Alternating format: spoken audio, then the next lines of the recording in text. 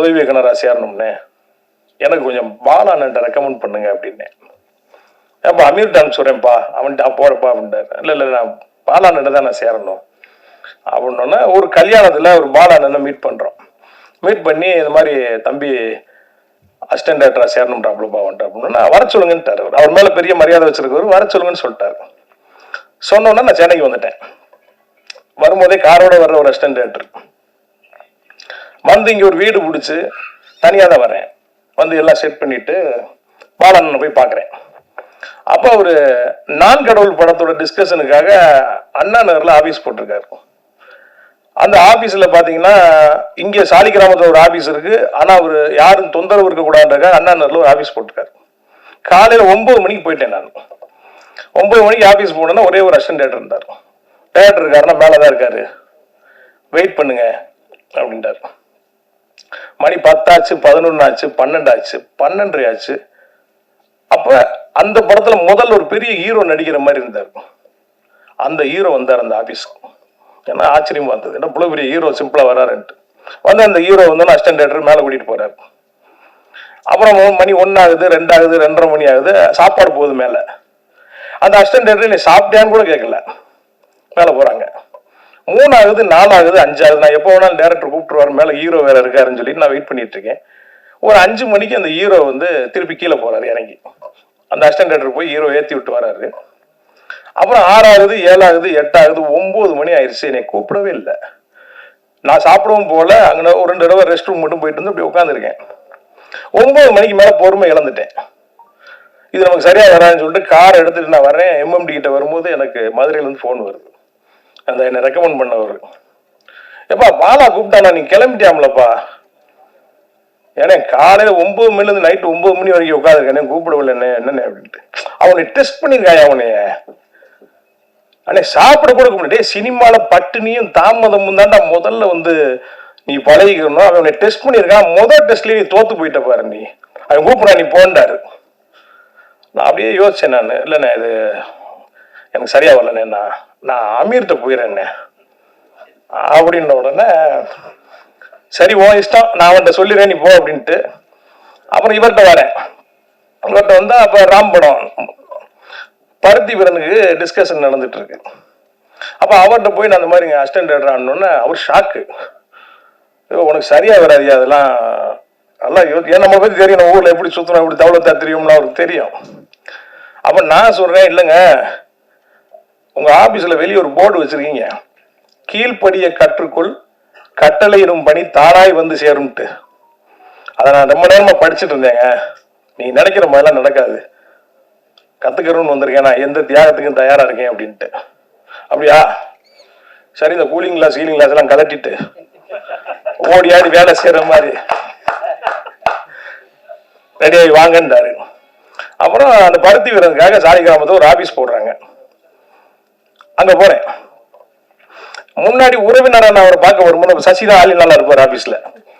உதவியாளரை பார்க்க வரும்போது பார்த்தீங்கன்னா நான் வந்தோன்னே உள்ளே கூப்பிடுவார், சாப்பாடு வாங்கி தருவார், ரொம்ப ஜாலியாக பேசுவார். நான் அது மாதிரி நினச்சிக்கிட்டேன். இங்கே காலையில் ஒரு ஆஃபீஸுக்கு போகிறேன் 10 மணிக்கு. போனோன்னே நான் வந்திருக்கேன் அவர்கிட்ட சொல்லுங்க அப்படின்ட்டு சொல்கிறேன் ஒருத்தன் போகிறான். அங்கேயும் 10 ஆகுது, 11 ஆகுது, 12 ஆகுது, 1:30 மணி 2 ஆகுது. அங்கே சாப்பிட்டியான்னு கூட கேட்கல. ஆனால் இங்கே கொஞ்சம் நல்லவங்க எல்லாரும், அண்ணே சாப்பிட்டுக்கண்ணே, சாப்பாடு இருக்குண்ணே, சாப்பிட்டுருக்கேன். இல்லைங்க பரம் சாப்பிடுங்கண்ணே, வாங்கினேன் அப்படின்ட்டு சாப்பிட்றேன். 3 ஆகுது, 4 ஆகுது, 5 ஆகுது, 6 ஆகுது. அவர் வர்றாரு வெளியே. வந்தா அப்படி பார்க்குறாரு. அது வான்னு சொல்லலை, ஏன்னு சொல்லலை, எதுக்குமே சொல்லலை. அப்படி ஒரு பார்வை அப்படி பார்க்குறாரு. அப்படியே கீழே இருந்து மாதிரி பாட்டு கார்ல ஏறி போயிட்டார். அப்போ சுந்தர்னு பிஆர் இருந்தார். அவர்தானே என்னண்ணே வர சொன்னாரு, நான் வந்தேன். நான் என்ன நினைச்சு போயிட்டேன்னா காலையில 10 மணிக்கு போன வெயிட் பண்ணிட்டு இருப்பாரு. பருத்தி வர ஸ்கிரிப்ட் எடுத்து நம்ம கையில கொடுத்துட்டு போய் முதல்ல ரூம்ல உட்காந்து படிங்க, அப்புறம் மத்தியானம் நம்மளை கூப்பிட்டு டிஸ்கஸ் பண்ணுவாரு. அப்பெல்லாம் வரேன், பலமாய் கற்பனையில் உட்காந்துருக்கிறேன். ஏன்னா என்னன்னு கேட்க கூட போயிட்டாரடா அவரு அப்படின்னு சொல்லிட்டு அப்படியே அவங்க இல்லைங்க அது என்னன்னு தெரியல, அவர் என்ன மூட்ல இருந்தாருன்னு தெரியல. உங்களுக்கு அவரை பத்தி தெரியுமில்ல? ஏங்க அவரை பத்தி எனக்கு தெரியும், எனக்கு வேற மாதிரி தெரியுங்க, இப்படி எனக்கு அவரை பத்தி தெரியாதுங்க அப்படின்னு உடனே சினிமா போக உங்களுக்கு கற்றுக் கொடுக்கும். கூப்பிட போறவரை பத்தி சொல்லணும் அப்படின்னா, மனதில் பட்டதை பட்டென்று பேசும் நல்ல மனசுக்காரர். தனக்கென சுயநலம் கொள்ளாமல் பிறரை மனதில் வைத்து யோசித்து எப்போதும் செயல்படுவார். இதனாலேயே நிறைய சிரமங்களை சந்திப்பவர். இந்த படத்துல கூட பல இக்கட்டுகளை சந்தித்தாலும் சிரித்த முகத்துடன் எதிர்கொள்ளும் திறமையாளர், இன்னும் நிறைய சாதிக்க இருக்கக்கூடிய தயாரிப்பாளரும் இயக்குனருமான ஆதம் பாபா அவர்களை பேச அழைக்கிறேன்.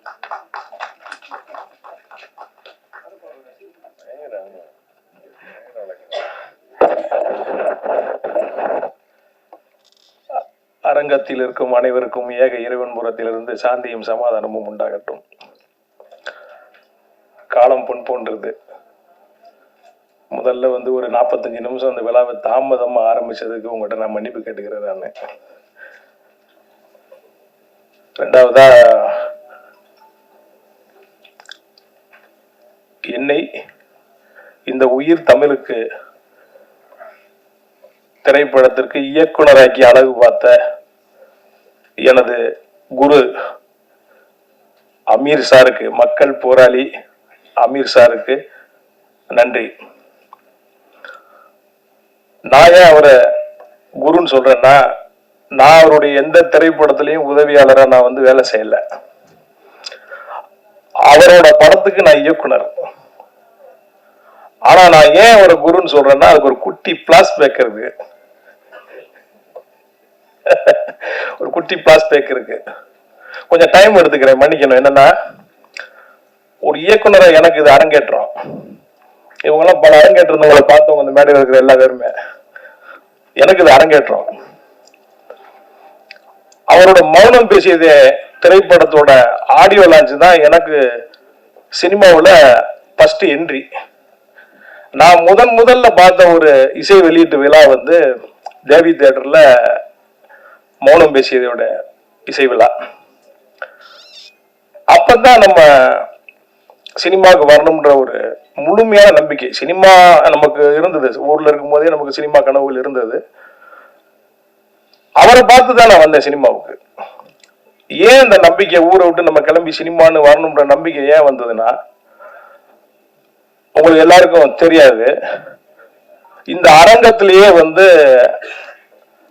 அதிகமா அவரை பத்தி தெரிஞ்சது நானா இருக்கும். எப்படின்னா, எனக்கு விவரம் தெரிஞ்சு ஒரு 40 வருஷமா அவர் எனக்கு தெரியும், விவரம் தெரிஞ்சு. ஏன்னா மதுரையில் என் வீட்டுக்கு எழுத்து வீட்டுக்காரர் அவரு, என் சொந்தக்காரரு, என் வீட்டுக்கு எழுத்து வீட்டுக்காரரு. அவரை பத்தி எனக்கு அவ்வளவும் தெரியும், நிறைய தெரியும் அவரை பத்தி எனக்கு. அப்ப இனிமே சினிமா தான் அப்படின்னு அந்த நம்பிக்கையை விதைச்சது எனக்கு இந்த மௌனம் பேசியது ஆடியோ லான்ச். அதுக்கப்புறம் உதவி இயக்குனரா சேரணும்னு முடிவு பண்ண உடனே என்னோட நண்பர்கள்ட்ட சொல்றேன், கல்யாணம் பண்ணி குழந்தையெல்லாம் பெற்றுட்டோம், வயசு 30க்கு மேல ஆயிடுச்சு, இனிமே சினிமால போய் நீ போய் எப்படி பாரு, சரியா வருமா அப்படின்னு ஒண்ணு.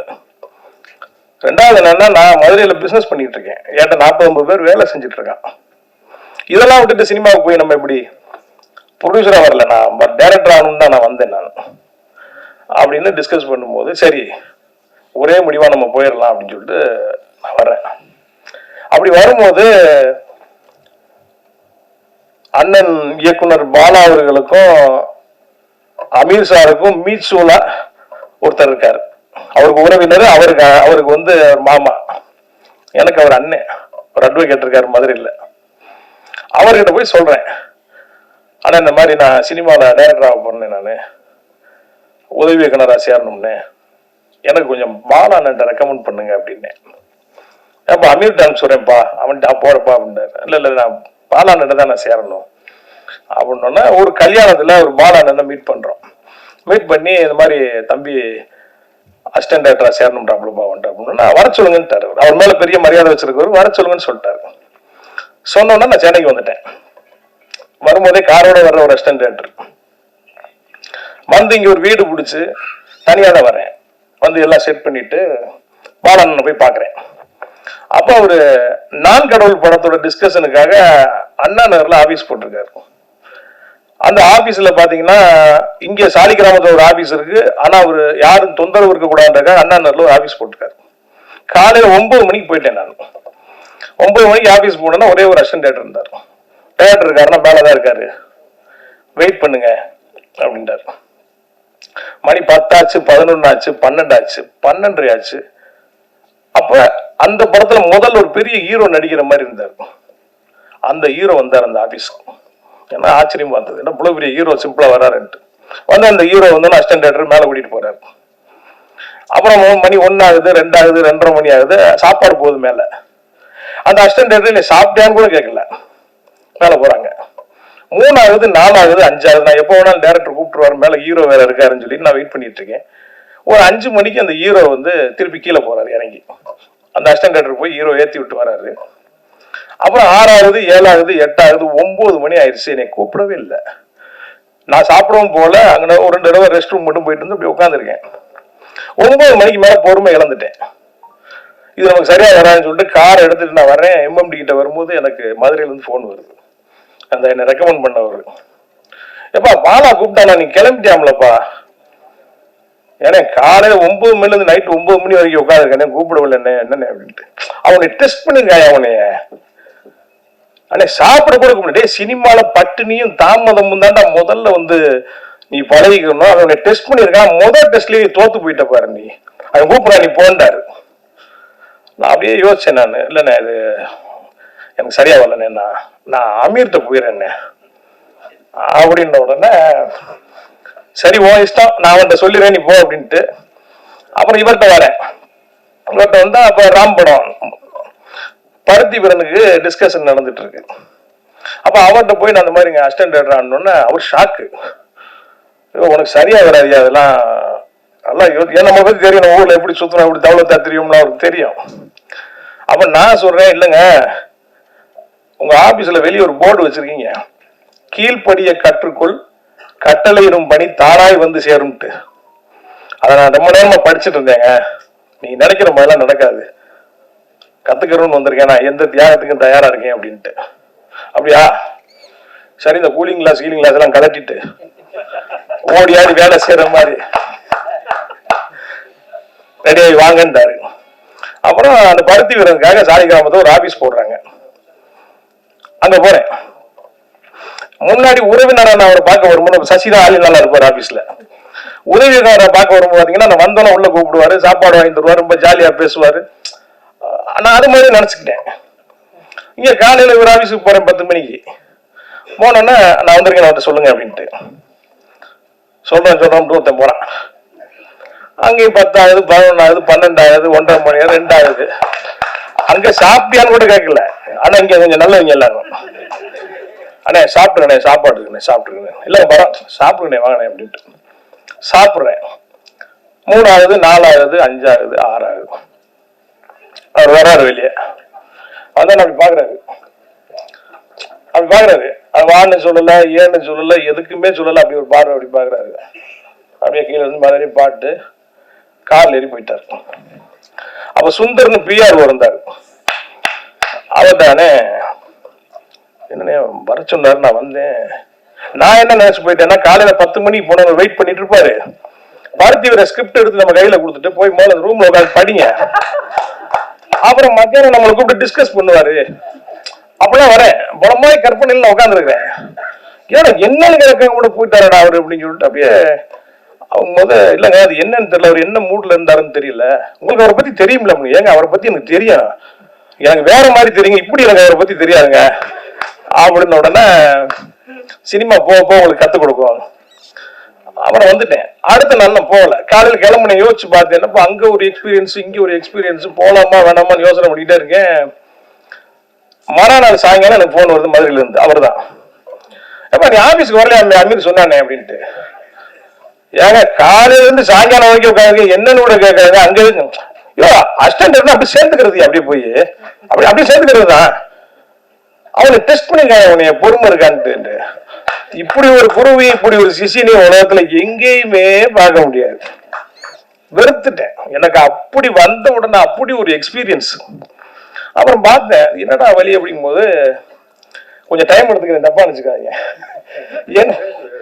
என்னடா இருக்கு வழி அப்படின்னு நினைக்கும் போது அப்ப பார்த்தேன், சரி இந்த டைரக்டர்கள்லாம் எப்படி இருக்காங்க அப்படின்னு. ஒரு ஆபீஸ் வச்சிருக்கிறாங்க, உள்ள ஒரு பெட்டு போட்டு படுத்துருக்காங்க, யோசிக்கிறாங்க. கூட பெல் அடிச்சா அவருக்கு ஒரு பையனை வச்சிருக்காங்க.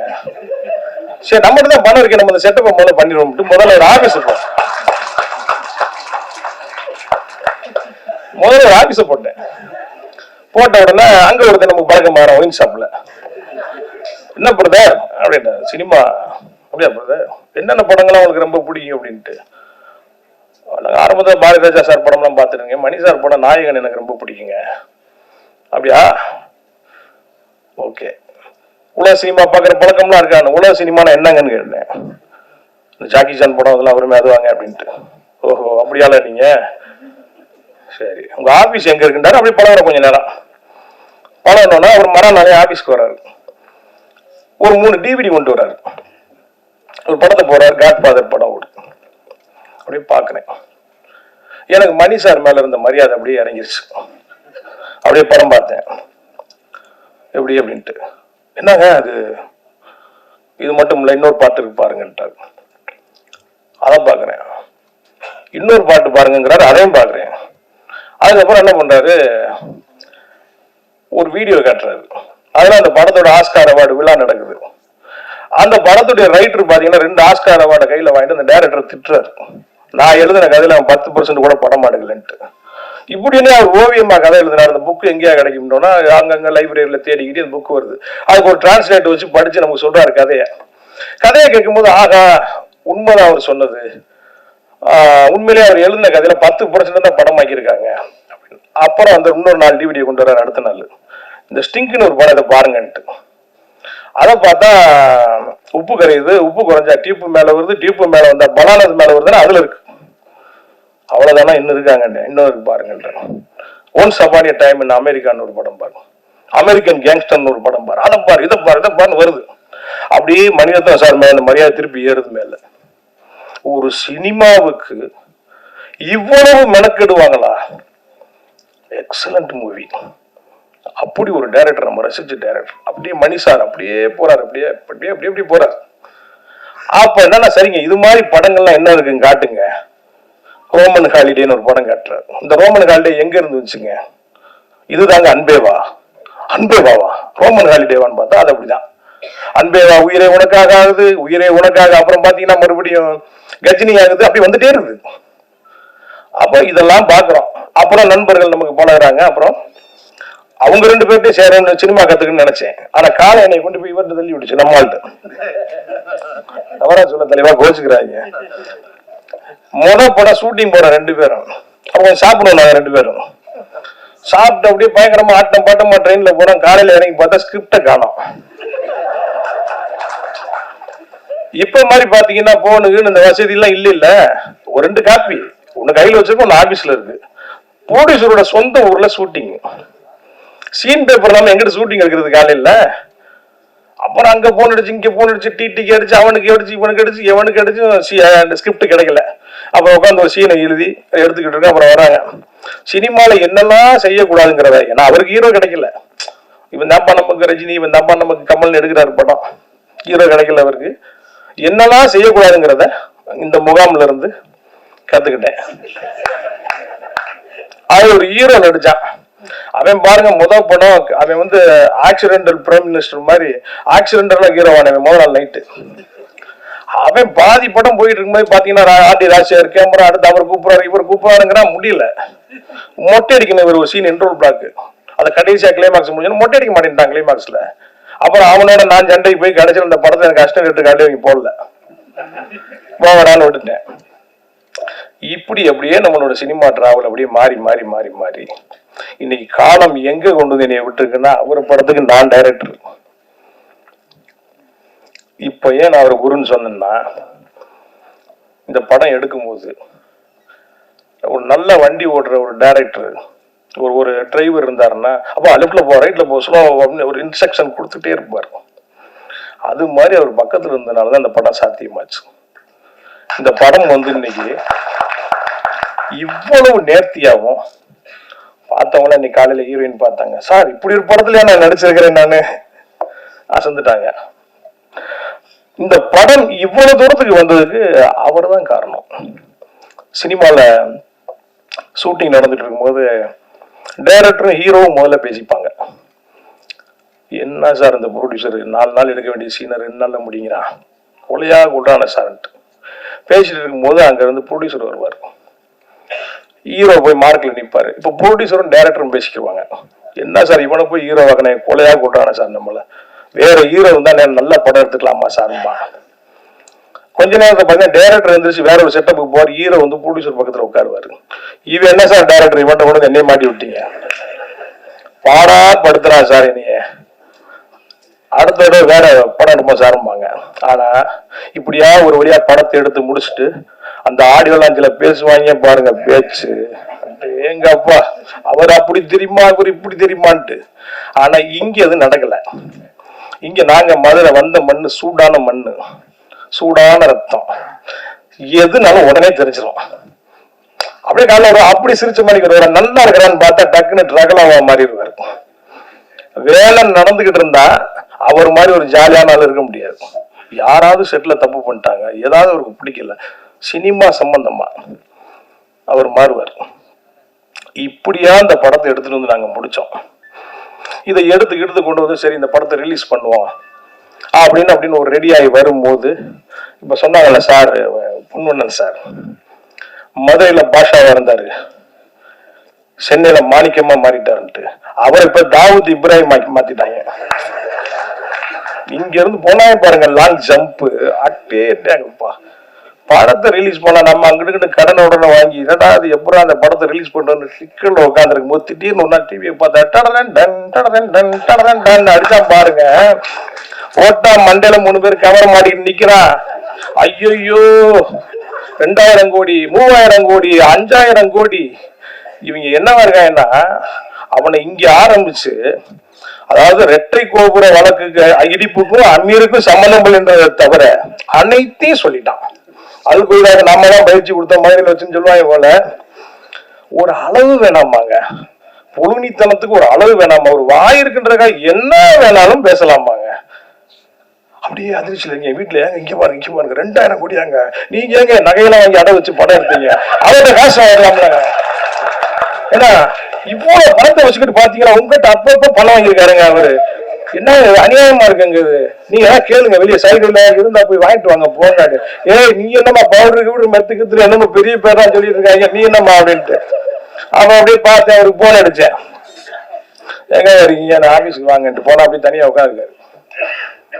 என்னங்க வெளியே நம்ம நடந்துட்டு நீங்க வாடிக்கு இப்படி உட்காந்துருக்கீங்க, எங்கேயா வச்சுட்றீங்க, பொண்டாடி பிள்ளைலாம் ஊருக்கு உடச்சு விட்றியா, என்ன நடக்குது ஒன்னே மாதிரி தான் எனக்கும் தெரியல அப்படின்னு உட்காந்துருக்காரு. அப்புறம் அப்படியே உட்காந்துருக்கோம், ஒண்ணு ஒன்னா வந்து இந்த படத்தோட வியாபாரத்தை மொத்தமா கலைச்சு விட்டாங்க. இதுல என்னன்னா அவர் வச்சு படம் ஆரம்பிச்ச உடனே அவரால உருவான ஒரு ஹீரோ ஒருத்தர் எனக்கு ஒரு இடத்துல பாக்குறாரு. அவர் நல்ல நட்புல இருக்கிறார். ஒரு ஹீரோ சார் வச்சு படம் பண்றீங்க ரைட்டு, படத்தை நல்லபடியா முடிச்சிட்டீங்கன்னா நான் உங்களுக்கு ஒரு டேட் தரேன்ட்டார். இப்போ 50 கோடி ரூபாய்க்கு இருக்க ஒரு வியாபாரம், நான் கேட்க போறதுல அவர் கொடுத்தா எனக்கு வேணாம் எனக்கு. இப்படி எல்லாம் இன்னைக்கு இந்த வியாபாரத்துல பாருங்க, அவரால் உருவாக்கப்பட்ட ஒரு தயாரிப்பாளர், நானும் ஒரு சக தயாரிப்பாளர், என்னென்ன வழியில இந்த படத்தை கெடுக்க முடியுமோ. சார் பேசலாமா, இது உங்களெல்லாம் வச்சுக்கிட்டு எனக்கு சரியான தெரியல, என் மனசுல இருக்கிறத நான் சொல்றேன் என் மனசுல இருக்கிறத நான் சொல்றேன். என்னென்ன செய்ய முடியுமோ. எஃப்எம்எஸ்க்கு எல்லாம் பாத்தீங்கன்னா 15 நாளைக்கு முன்னாடி கொடுக்கணும், அப்பதான் துபாயில சென்சார் பண்ண முடியும், சப்டைட்டில் எல்லாம் போட முடியும். எல்லாத்தையும் கெடுத்து அப்ப நான் என்னன்னா இது என்னடா சோதனைன்ட்டு. ஒரு காலம் இருந்தது மாதிரி இல்லை. அவர் சொன்னார்ல பொறுக்கியா இருந்தவர் வந்தவர் சாருன்ட்டு, நம்மளும் கிட்டத்தட்ட அதே கேட்டகிரி தான். அங்கங்க கூட்டப்படமா போய் சண்டை போடுறது.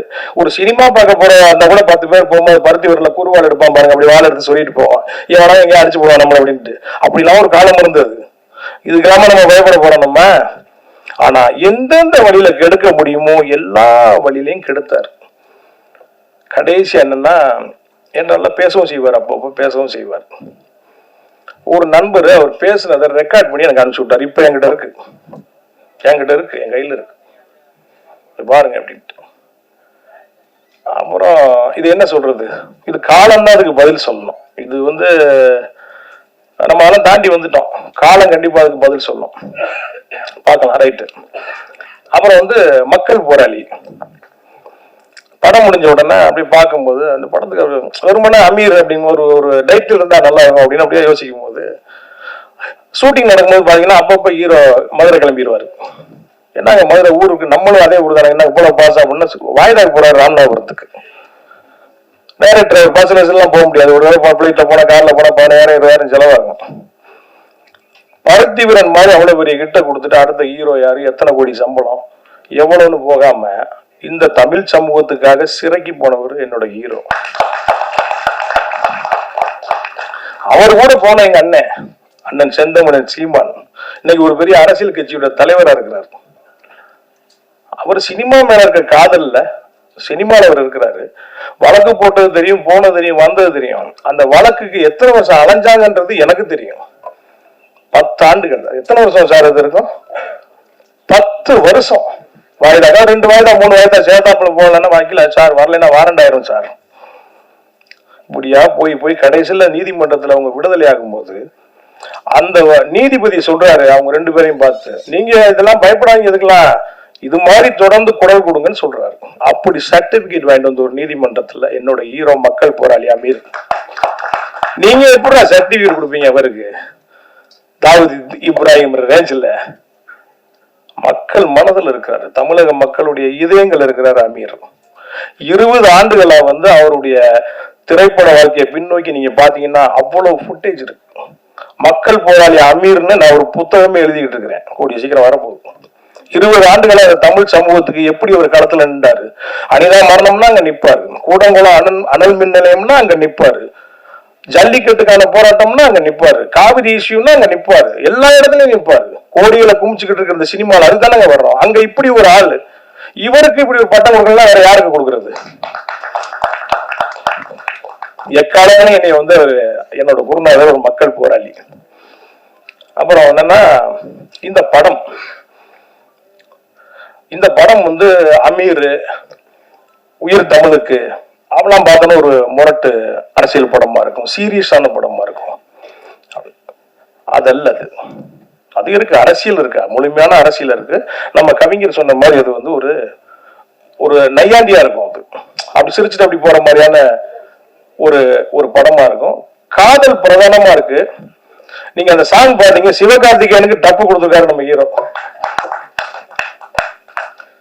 அவ்வளவு அழகா ஸ்கிரீன்ல அவ்வளவு அழகா இருக்கிறாரு. நான் நிறைய பார்த்தேன், ஷூட்டிங்ல நான் பார்ப்பேன். நான் ஒரு குறிப்பிட்டு சொல்ல போனோம்னா ஒரு காட்சி, அந்த நீங்க முதல் சாங்ல பார்த்திருப்பீங்க, அந்த புலி வேஷம் போட்டு ஆடுவார். அவருக்கு முதல்ல கம்பு சுத்த தெரியாது.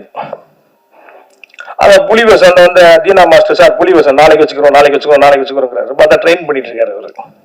ஏன்னா அவ்வளவு பேர் ஷூட்டிங் வேடிக்கை பார்க்குறான், சாங்கு அதுல புலி வேஷம் போடணும், அதை ஆடணும், கம்பு சுத்தணும், இதெல்லாம் செய்யறாரு. பாத்தீங்கன்னா இப்ப ட்ராலி போகுது, கேமராவே ஒரு அந்த ஃபேவரா இருக்கணும். என்னங்க ஒரு டைரக்டர், அவ்வளவு பெரிய கிட்டு கொடுத்த டைரக்டர் களத்துல இருந்து நடிக்கும் போது என்னங்க அது சார். நான் கலைஞர், அவருடைய கதைகள்லாம் எனக்கு தெரியும். அவர் அடுத்தடுத்து என்ன மாதிரியான படங்கள் பண்ண போறான்னு சில கதைகள் தெரியும். அவரை வேலை செய்ய விடுங்க, அவரை நல்ல திரைப்படங்கள் தமிழகத்துக்கு ஒரு மக்களுக்கு பயனுள்ள திரைப்படங்கள் வரும், அவர் வேலை செய்ய விடுங்க. அதே மாதிரி சாந்தினி சரியா கேட்டுக்கிறேன். சாந்தினி ஃபர்ஸ்ட் ஷெட்யூல்ல ஷூட்டிங் வரும்போது ஹீரோயின் இருக்கிற இடமே தெரியல, கூப்பிட்டா வர்றாங்க போறாங்க, ஷார்ட் முடிஞ்சோன்னு போறாங்க. அப்ப நான் வந்து என்ன பண்ணேன், ஒரு பிரேக்ல சொல்றேன், ஏமா இப்பெல்லாம் இருக்க கூடாதுமா இங்க சினிமால, ஏமா ஒரு ஹீரோயின் வந்திருக்கு, ஒரு ஷெட்யூல் போயிட்டு இருக்கு, ஹீரோயின் அதை கேட்டாங்க இதை கேட்டாங்கன்னு 4 பேர் வந்து என்ன கம்ப்ளைண்ட் பண்ணாதான் மாதிரி பெரிய ஹீரோயின் ஆக முடியும்.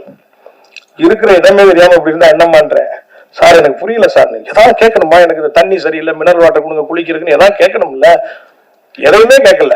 அப்படி ஒரு ஆர்டிஸ்ட், எந்த கஷ்டமும் நம்ம கொடுக்கல, அப்படி ஒரு ஒத்துழைப்பு கொடுத்த ஒரு ஆர்டிஸ்ட். அவங்களுக்கு நல்ல இந்த படத்துக்கு பிறகு, ஏன்னா அமீர் சார் தமிழ்நாட்டில் ஒரு பெரிய ஆள் தெரியும், அவருக்கு இணையா படத்துல ஸ்கிரீன் ஸ்பேஸ் இருக்கு. உங்களுக்கு ஒரு மன்னன் படத்துல விஜய் சாந்தர் ரஜினிகாந்த் பார்த்த மாதிரி, சவாலை சமாளியில வந்து சிவாஜி சாரும் ஜெயலலிதா அம்மாவும் பார்த்த மாதிரி ஒரு ஈக்குவலான ஒரு ஸ்பேஸ் உங்களுக்கு ஸ்கிரீன்ல இருக்கு. இந்த படத்துக்கு அப்புறம் அவங்கள இந்த தமிழ் சினிமா பயன்படுத்தும் நினைக்கிறேன் நிறைய.